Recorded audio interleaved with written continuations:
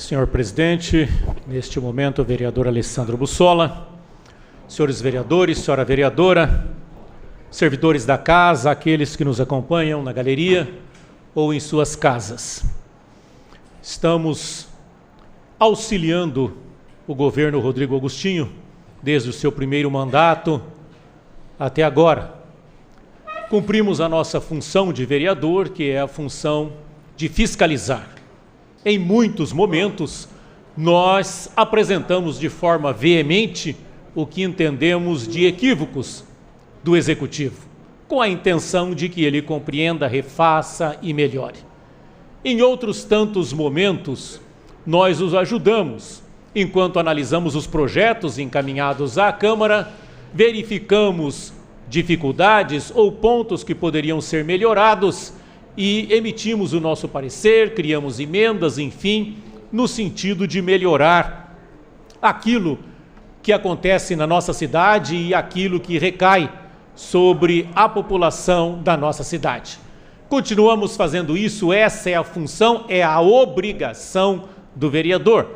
Nós não temos o direito de fiscalizar, nós temos a obrigação de fiscalizar. Nós temos o voto que nós pedimos e que nos obriga a fiscalizar, a melhorar aquilo que tramita em nossa cidade, fundamentalmente em relação à administração pública.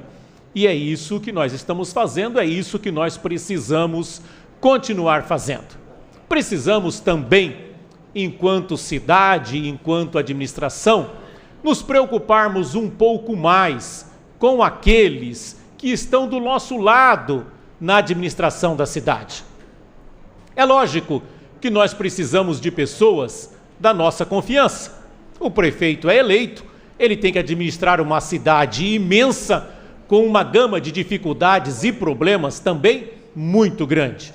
Ele precisa, por um lado, de pessoas da sua confiança, que possam trabalhar segundo as suas metas e a sua ideologia, que possam direcionar a sua força de trabalho no sentido em que ele entende prioritário para a cidade, para a população, para a administração pública, mas nós precisamos, além de tudo isso, de pessoas competentes.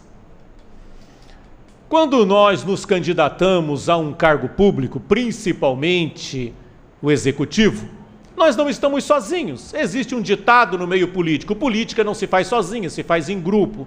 E isso é verdade. É bom que nós nos unamos em grupo para administrar a cidade. E isso acontece em torno dos partidos políticos. Reúnem-se 2, 3, 4 partidos, às vezes até mais, em prol de eleger uma pessoa que se entende, uma pessoa capacitada, competente para administrar a cidade. E esses partidos saem em campo informando a população as intenções do grupo, qual é o seu candidato e o que vai fazer para a cidade. E se nós fazemos campanha juntos, é lógico que nós queremos participar da administração. Então é muito comum os partidos que se uniram em torno de uma pessoa administrar a cidade junto com essa pessoa, participando das decisões, ajudando na busca de solução para os problemas.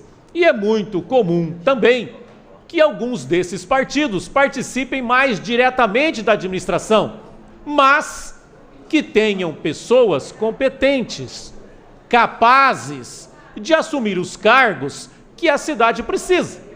Porque vejam bem, o prefeito assume e ele tem que nomear os secretários, os presidentes de empresa, e é lógico que ele vai nomear pessoas, como eu disse anteriormente, da sua confiança, e pessoas que tenham a linha de pensamento direcionada no sentido do seu partido e do que ele individualmente compreende. E é muito comum alguns partidos sugerirem nomes. Fulano de tal para a secretaria tal, fulano de tal para a secretaria tal. Agora, o que não pode acontecer é uma imposição, de forma que pessoas incapazes, incompetentes e despreparadas acabem militando dentro das secretarias ou das empresas públicas. O prefeito, ele tem que ter a liberdade de aceitar ou não a pessoa indicada e que possa exigir que seja uma pessoa competente, preparada na área, que tenha conhecimento do assunto e que possa tratar a empresa ou a secretaria que vai administrar de uma forma positiva. Tem que ser uma pessoa que tenha facilidade de diálogo e de relacionamento com os outros secretários para fazer uma harmonia na administração pública e também com os outros níveis de administração da cidade. A Câmara de Vereadores, o Poder Judiciário, enfim, uma pessoa que possa ser competente na sua atuação técnica da empresa ou da secretaria em que vai administrar e que tenha um bom jogo de cintura para poder trocar informações e viabilizar o andamento daquilo que tem que se fazer dentro da sua área. Infelizmente, nós vemos algumas pessoas bastante despreparadas e que acaba criando um grande transtorno, desde o funcionário público até aqueles que são atendidos pela administração.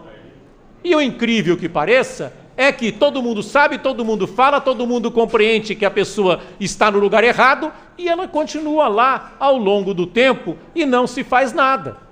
Então não é possível administrar uma cidade desta forma. Nós precisamos de pessoas preparadas para o assunto, para o fato. Vejam, por exemplo, o problema da nossa estação de tratamento de esgoto. Ela mal começou a ser construída e nós já temos um pedido imenso de aditivo. E o que acontece? Qual a pessoa que está encarregada desta obra na administração pública? Nós temos aí presidente, secretário, todo mundo dando palpite, e um palpite contra o outro. E escuta, nós deveríamos ter dentro do serviço público, se não uma pessoa, mas pelo menos um grupo de pessoas. Vocês estão encarregados desta obra. E é claro que não pode ser um médico, não pode ser um psicólogo, porque o que entende de estrutura, de viga, de concreto, de terraplanagem?